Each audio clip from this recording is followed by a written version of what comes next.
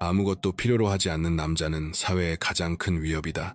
그가 폭력적이거나 위험해서가 아니라 통제할 수 없기 때문이다. 칼 융은 한 사람이 완전한 심리적 독립을 달성하면 인간 행동을 조작하도록 설계된 모든 시스템의 면역이 된다는 것을 발견했으며 그것이 권력자들을 두렵게 만든다. 이런 장면을 떠올려 보라. 당신은 붐비는 도심을 걷고 있다.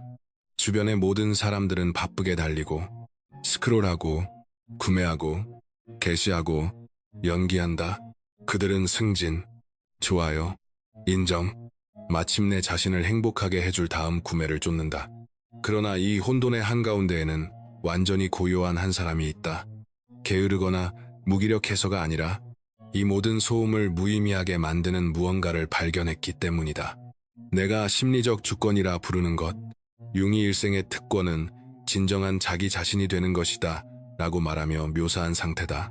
이 사람은 지구상의 모든 기업, 모든 정치체계, 모든 소셜미디어 플랫폼을 위협하는 일을 해냈다.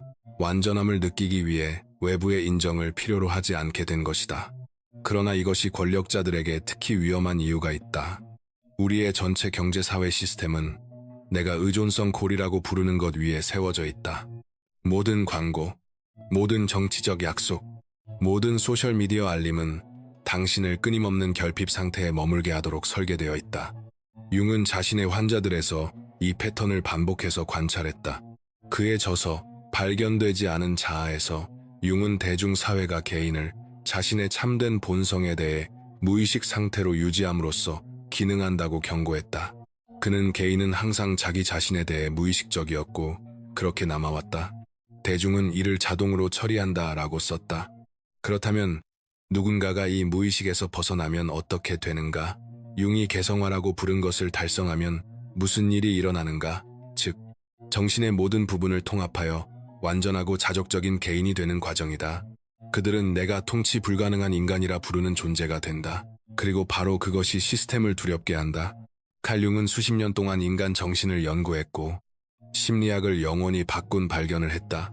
그는 대부분의 사람들이 사회의 기대에 맞추기 위해 설계된 가면, 즉 그가 페르소나라고 부른 것을 쓰고 평생을 산다는 사실을 발견했다. 융은 페르소나를 한편으로는 타인에게 일정한 인상을 주기 위해, 다른 한편으로는 개인의 진정한 본성을 감추기 위해 고안된 일종의 가면이라고 설명했다. 대부분의 사람들은 이 가면과 너무 동일시한 나머지 그 아래에 있는 진짜 자신이 누구인지 잊어버린다. 그러나 융은 또 다른 것을 발견했다. 사람이 개성화의 과정을 시작하고 이러한 거짓된 층들을 벗겨내며 자신의 그림자와 아니마 또는 아니무스를 통합하고 마침내 참된 자아와 연결되기 시작하면 놀라운 일이 일어난다. 그들은 더 이상 통제 가능하지 않게 된다. 여기서 시스템에게 위험해진다. 융의 가장 급진적인 통찰은 그가 그림자라고 부른 것에 관한 것이었다. 우리가 거부하거나 숨기도록 배워온 우리 자신의 모든 부분들 말이다. 그는 빛의 형상을 상상함으로써 깨달아지는 것이 아니라 어둠을 의식화함으로써 깨닫는다라고 말했다.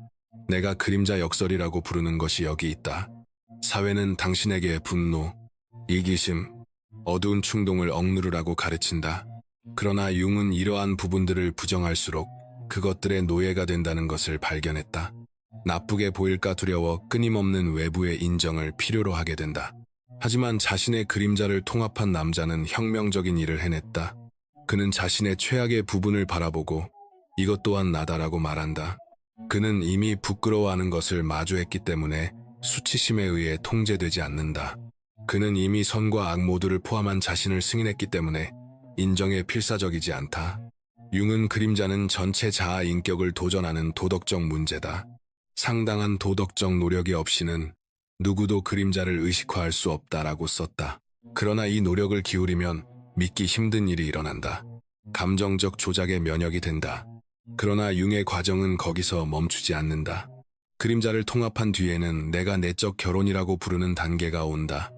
융은 모든 사람이 자신의 반대 성향의 씨앗을 내면에 지니고 있다는 것을 발견했다. 남성은 그가 아니마라고 부른 내적 여성 원리를, 여성은 아니무스라고 부른 내적 남성 원리를 지닌다. 대부분의 사람들은 이러한 자질을 타인에게 투사한다. 남성은 자신을 완성해줄 완벽한 여성을 찾고, 여성은 자신을 온전하게 만들어줄 이상적인 남성을 찾는다. 그러나 융은 이러한 상반된 힘들을 자기 자신 안에서 통합하면 더 이상 다른 누군가가 자신을 완성해주기를 필요로 하지 않게 된다는 것을 발견했다. 융은 자기 자신과의 만남은 처음에는 자신의 그림자와의 만남이다. 그림자는 좁은 문, 고통스러운 압축의 통로이며 깊은 우물로 내려가는 사람은 누구도 면할 수 없다. 그러나 자신이 누구인지를 알기 위해서는 먼저 자기 자신을 알아야 한다라고 말했다. 남자가 자신의 아니마, 즉 직관, 감정 양육의 능력을 통합하면 이러한 자질에 접근하기 위해 여성을 필요로 하지 않는다. 여성이 자신의 아니무스, 즉 논리 주장, 독립의 능력을 통합하면 강해지기 위해 남성을 필요로 하지 않는다. 이는 내가 완전한 개인이라고 부르는 존재를 만들어낸다. 심리적으로 온전하기 때문에 연애적 완성의 약속이나 성별 기반 마케팅으로 통제할 수 없는 사람이다. 마침내 융은 심리적 발달의 궁극적 단계, 즉 그가 자아라고 부른 것과의 접촉을 발견했다. 에고도, 페르소나도 아닌 당신이라는 존재의 전체성이다. 융은 자아를 전체성의 원형이자 정신의 조절 중심으로 설명했다. 누군가 이 단계에 이르면 내가 내적 권위라고 부르는 것을 달성한다. 그들은 지혜의 근원을 내면에서 발견했기 때문에 더 이상 외부에서 지침을 찾지 않는다. 어떻게 살아야 하는지 알려줄 구루, 인플루언서, 전문가를 필요로 하지 않는다.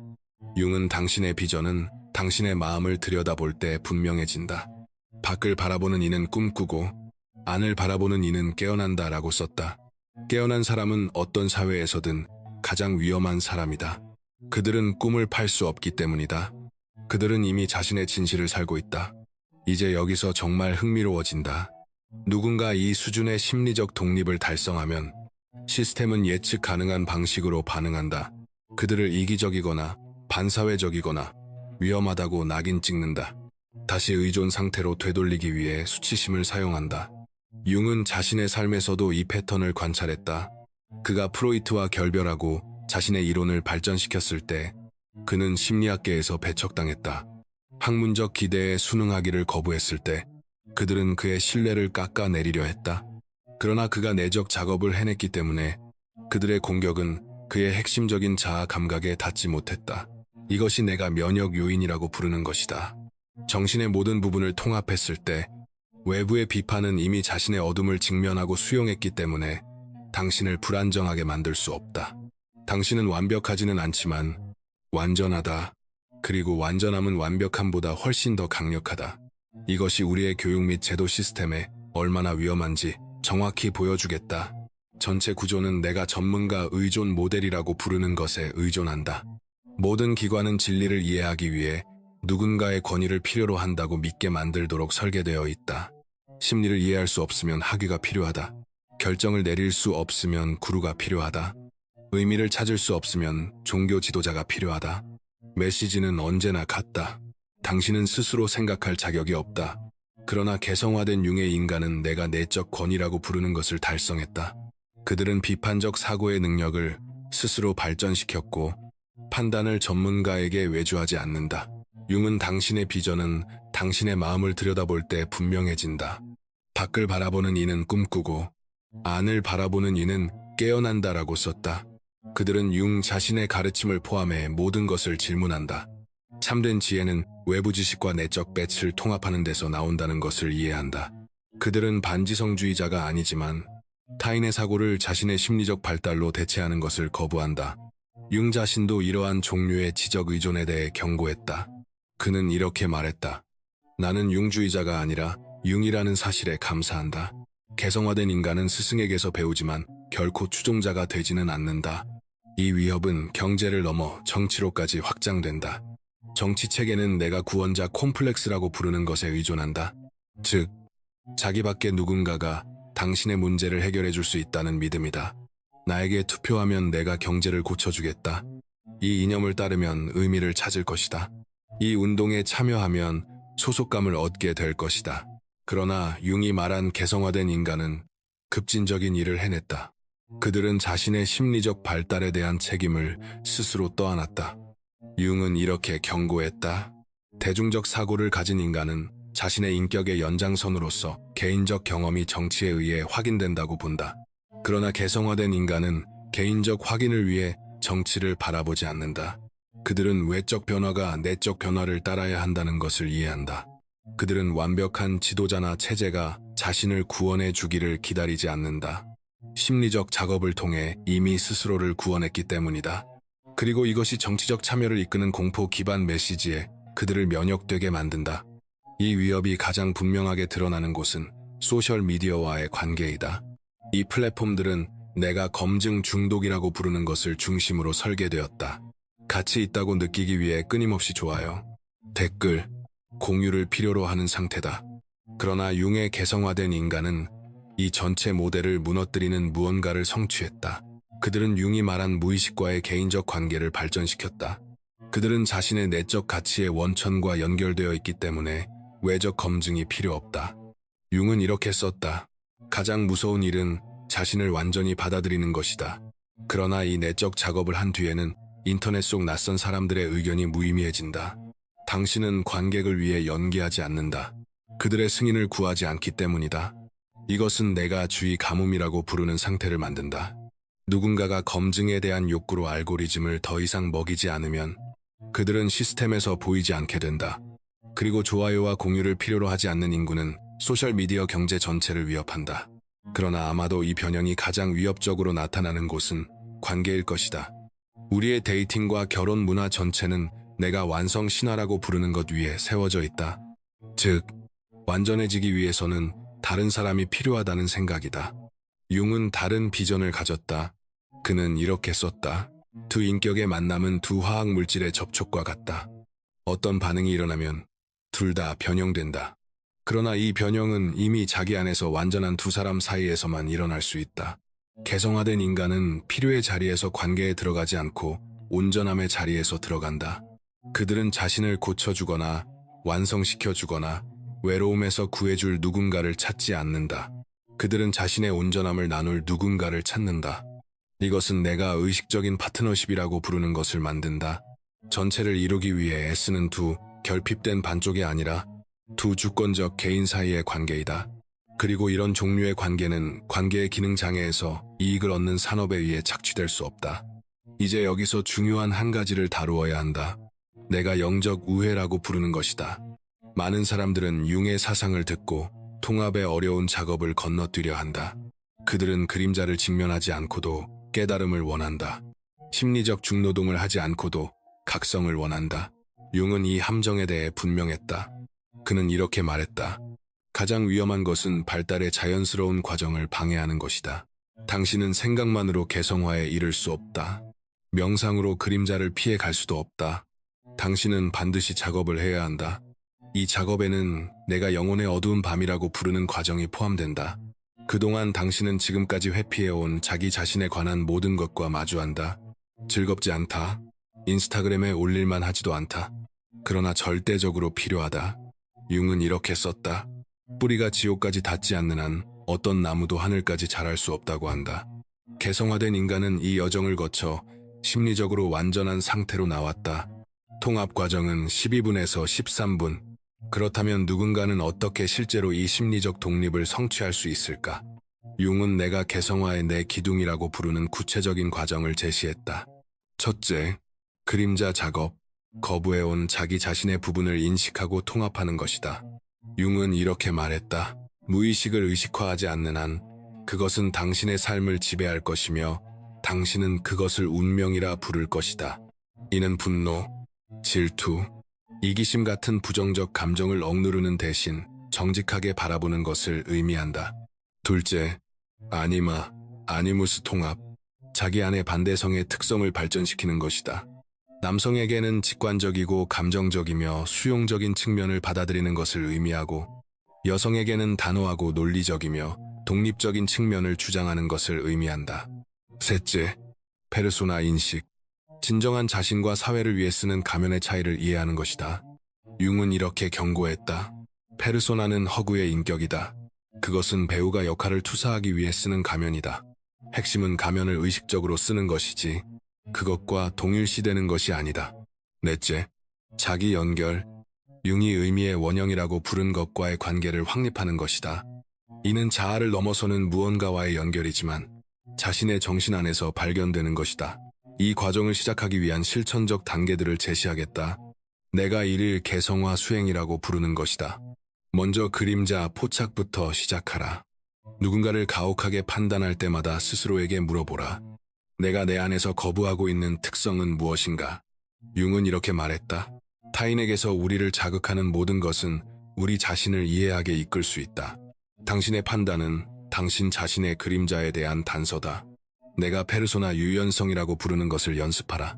타인을 위해 연기하고 있을 때와 진정성 있게 존재하고 있을 때를 알아차려라. 융은 이렇게 썼다. 한 사람에게 맞는 신발이 다른 사람에게는 발을 조인다. 모든 경우에 맞는 삶의 처방은 없다. 위험이 적은 상황에서 더 진솔해지는 실험을 시작하라. 내가 내적 대화라고 부르는 것을 발전시켜라. 융은 정신이 꿈, 환상, 직관적 통찰을 통해 의식과 소통하려는 자연스러운 욕구를 가지고 있음을 발견했다.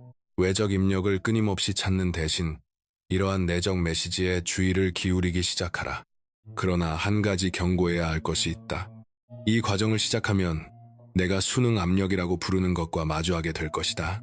가족, 친구, 사회는 당신을 다시 옛 패턴으로 끌어당기려 할 것이다. 융 역시 전통적 심리학에서 벗어났을 때 이를 직접 경험했다. 그는 이렇게 썼다. 일생의 특권은 진정한 자기 자신이 되는 것이다. 그러나 진정한 자신이 된다는 것은 종종 당신의 거짓 자아에 안주해 있던 사람들을 실망시키는 것을 의미한다. 경계를 세우면 이기적이라는 말을 들을 것이다. 게임을 거부하면 까다롭다는 말을 들을 것이다. 무의미한 사회적 의식에 참여하지 않으면 반사회적이라는 말을 들을 것이다. 그러나 기억하라. 이러한 반응들은 당신이 올바른 길에 있음을 증명한다.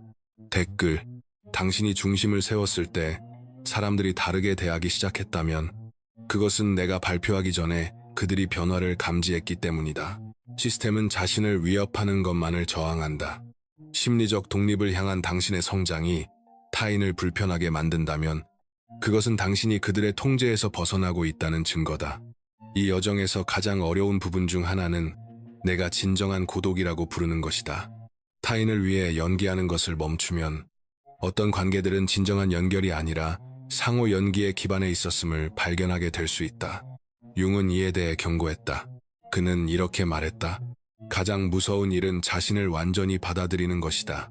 자신을 완전히 받아들이기 시작하면 당신의 삶에서 얼마나 많은 사람들이 당신의 페르소나만을 받아들였는지 깨닫게 된다. 그러나 여기에는 역설이 있다. 이 고독은 사실 자유다.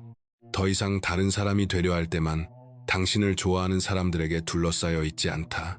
당신은 진짜 자신을 사랑할 수 있는 사람들과의 진정한 연결을 위한 공간을 만들고 있다. 그리고 무엇보다도 당신은 가장 중요한 관계, 즉 자기 자신과의 관계를 발전시키고 있다. 융은 이렇게 썼다. 일생의 특권은 진정한 자기 자신이 되는 것이다. 이는 실제 자기 자신과 함께 홀로 있을 수 있는 의지를 요구한다. 이 과정을 거쳐 나아가다 보면 놀라운 일이 일어난다. 나는 이것을 힘의 전환이라고 부른다. 외부의 인정, 지위, 타인에 대한 통제에서 힘을 얻으려는 대신 당신은 자신의 내면의 힘에 접근하기 시작한다. 융은 이를 자기 실현이라 불렀다. 그는 이렇게 썼다. 마음을 들여다볼 때 비로소 당신의 비전은 명확해진다. 밖을 바라보는 사람은 꿈꾸고 안을 바라보는 사람은 깨어난다. 깨어난 사람은 자신을 다스렸기 때문에 타인을 지배할 필요가 없다.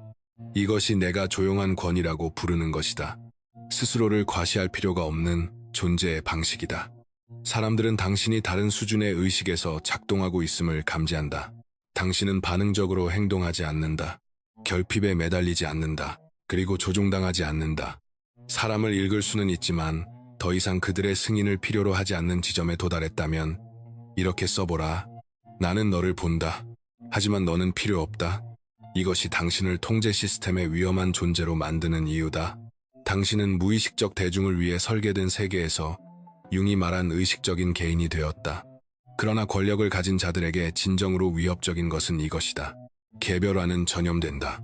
누군가가 진정성 있게 살아가는 모습을 보면 다른 이들 안에서도 진정성에 대한 욕망이 깨어난다. 융은 자신의 임상에서 이를 관찰했다. 그는 이렇게 썼다. 두 인격의 만남은 두 화학물질의 접촉과 같다. 어떤 반응이 일어나면 둘 다 변형된다. 그러나 그 변형은 최소한 한 사람이 자신의 진정한 자아에서 작동할 때만 일어난다. 이것이 내가 진정성 바이러스라고 부르는 것이다. 진정으로 개별화된 한 사람은 수십 명이 심리적 독립을 향한 여정을 시작하도록 영감을 줄 수 있다. 그리고 시스템은 혁명이 아니라 의식의 진화를 통해 변화한다. 융은 또 다른 것에 대해서도 경고했다. 그가 집단 그림자라고 부른 것이다. 많은 사람들이 자신의 개인적 그림자 작업을 거부할 때 그들은 자신의 어둠을 희생양, 다른 인종, 정치 집단이나 국가에 투사한다. 그는 이렇게 썼다. 개인은 언제나 자신에 대해 무의식적이었고 그렇게 남아있었다. 집단은 이를 자동으로 처리한다. 그러나 개인이 자신의 심리적 작업을 시작하면 집단적 투사에 더 이상 참여하지 않는다. 그들은 자신의 타자성을 통합했기에 타인을 미워하도록 조종당하지 않는다. 자신 안에서 안전을 찾았기에 자유를 포기하도록 겁주어도 흔들리지 않는다. 이것은 정치적 조작을 움직이는 공포 기반 메시지에 대한 면역을 만든다. 개별화의 가장 아름다운 측면 중 하나는 내가 창조적 폭발이라고 부르는 것이다. 융은 사람들이 진정한 자아와 연결될 때 자연스럽게 더 창조적으로 변한다는 것을 발견했다. 그는 이렇게 썼다. 새로운 무언가의 창조는 지성에 의해 이루어지는 것이 아니라 내적 필연성에서 작동하는 놀이 본능에 의해 이루어진다. 개별화된 사람은 외부의 압력이 아니라 내적 필연성에서 창조한다. 그들은 타인에게 인상 깊게 보이거나 명성을 얻기 위해 애쓰지 않는다. 그것이 자신의 본성이기에 고유한 관점을 표현한다. 이것은 시장의 힘에 의해 사고팔리거나 통제될 수 없는 내가 타락하지 않은 예술이라고 부르는 창조적 표현을 낳는다. 융은 개별화가 새로운 개념이 아니라는 것도 깨달았다. 그는 기독교 신비주의에서 동양 철학, 토착 샤머니즘에 이르기까지 전 세계의 지혜 전통에서 동일한 과정을 발견했다. 그는 이렇게 썼다. 개인은 언제나 자신에 대해 무의식적이었고 그렇게 남아있었다. 그러나 모든 문화에는 의식을 성취한 이들이 있었다. 이들은 지혜의 수호자가 되었고 세속 권력으로 통제될 수 없는 사람들이었다. 이것이 권위주의 체제가 언제나 지혜로운 이들을 가장 먼저 표적으로 삼는 이유다. 그들은 외적 권위에 대한 대안, 즉 내적 권위의 가능성을 대표하기 때문이다. 그리고 그것이 통제에 기반한 어떤 시스템에도 궁극적인 위협이 된다. 디지털 시대의 개별화는 그 어느 때보다 중요하다. 우리는 무의식 상태를 유지하도록 설계된 메시지들, 소셜미디어 알고리즘, 표적 광고, 양극화된 뉴스 순환에 끊임없이 노출된다. 그러나 융의 개별화된 사람은 내가 심리적 면역이라고 부르는 것을 발전시켰다. 그들은 이 시스템들을 통제당하지 않고 항해할 수 있다. 기술을 도구로 사용하지, 기술에 의해 사용되지 않는다. 외적 인정에 목마르지 않기에 알림에 중독되지 않는다. 자신의 그림자를 통합했기에 정치적 콘텐츠에 쉽게 자극받지 않는다. 자신이 누구인지, 실제로 무엇이 필요한지를 알기에 광고에 조종되지 않는다. 개별화된 사람은 돈과 물질적 소유에 대해서도 완전히 다른 관계를 맺는다. 융은 이렇게 썼다. 마음을 들여다볼 때 비로소 당신의 비전은 명확해진다. 실제로 무엇을 가치 있게 여기는지가 분명해지면 심리적 공허를 채우기 위해 물건을 사는 일을 멈춘다. 욕구와 필요의 차이를 이해한다. 지위의 상징에 감탄하지 않는다. 그것이 내적 불안의 외적 표식일 뿐임을 알기 때문이다. 소유를 잃는 것을 두려워하지 않는다. 자신의 가치가 소유물에 묶여있지 않기 때문이다. 이것이 내가 경제적 자유라고 부르는 것을 만든다. 더 많은 돈을 갖는 것이 아니라 온전함을 느끼기 위해 덜 필요로 하는 상태다. 끊임없이 소비할 필요가 없는 사람은 소비 자본주의에 대한 위협이다. 융은 또한 개별화가 깊은 건강상의 이점을 지닌다는 것을 발견했다. 그는 이렇게 썼다. 신경증은 언제나 정당한 고통을 대신하는 것이다. 자신의 심리적 진실에서 도망치는 것을 멈추면 몸은 더 이상 그 회피를 질병으로 드러내지 않는다. 개별화된 사람은 내가 심신의 조화라고 부르는 상태를 경험한다. 내적 갈등과 끊임없이 싸우지 않기에 마음과 몸이 정렬된다. 거짓된 페르소나를 유지하거나 진정한 충동을 억압하는데 스트레스를 받지 않는다. 자신과 화해했기에 잠을 더 잘 잔다. 심리적 방어 기제에 에너지를 낭비하지 않기에 더 많은 에너지를 지닌다. 삶의 자연스러운 과정을 거부하지 않기에 더 우아하게 나이 들어간다. 마지막으로 융은 개별화가 그가 최종적 개별화라고 부른 것, 즉 죽음 자체를 준비시킨다는 것을 발견했다.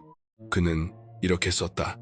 죽음을 회피하는 것은 건강하지 않고 비정상적인 것이며 인생의 후반부에서 그 목적을 빼앗는다. 개별화된 사람은 거짓 자아에 이미 죽었기에 죽음을 두려워하지 않는다. 그들은 내가 자아의 죽음이라고 부르는 것, 페르소나의 해체와 더 깊고 지속적인 무언가의 발견을 경험했다. 이것은 평온하면서도 강력한 특성을 부여한다. 두려움 때문에 삶에 집착하지 않기에 더 충만하게 산다. 부정을 통해 죽음을 피하지 않기에 매 순간을 더 온전히 껴안을 수 있다. 그러니 여기 나의 도전이 있다. 세상이 변하기를 기다리지 말고 자신을 변화시켜라. 외부의 구원자를 찾는 일을 멈추고 스스로의 영웅이 되어라. 타인의 인정 추구를 멈추고 내적 작업을 통해 자신을 검증하는 과정을 시작하라. 융은 이렇게 썼다. 한 생애의 특권은 진정한 자신이 되는 것이다. 이것은 반항이 아니라 심리적 독립을 통해 통제 시스템의 위험한 존재가 되라는 초대다. 작은 한 걸음에서 시작하라. 진정성 대신 타인을 위해 연기하고 있는 한 가지를 알아차려라. 한 번도 검토하지 않았던 믿음 하나를 의심하라. 거부해왔던 그림자의 한 측면을 통합하라. 기억하라. 시스템으로부터 아무것도 필요로 하지 않는 사람은 시스템의 면역이다. 굶주림과 결핍, 의존을 유지하도록 설계된 세계에서 그것이 궁극적인 저항이다. 이 변화의 패턴에서 자신을 알아본다면 이렇게 써보라. 나의 한계점이 돌파구가 되었다. 아무것도 필요로 하지 않는 사람은 사회의 가장 큰 위협이다. 무엇인가를 파괴하려 해서가 아니라 누구에게도 통제될 수 없기 때문이다. 그는 융이 평생의 과업이라고 부른 일을 해냈다. 그는 진정한 자신이 되었다. 그리고 그 수준의 심리적 자유를 한번 맛보면 다시 무의식 상태로 돌아갈 수 없다. 당신은 무의식적 대중의 세계에서 의식적인 개인이 되었다. 그것이 당신의 힘이다. 그것이 통제 시스템에 대한 당신의 위협이다. 그리고 그것이 매수되거나 괴롭힘당하거나 부서질 수 없는 사람들을 절실히 필요로 하는 이 세계에 대한 당신의 선물이다.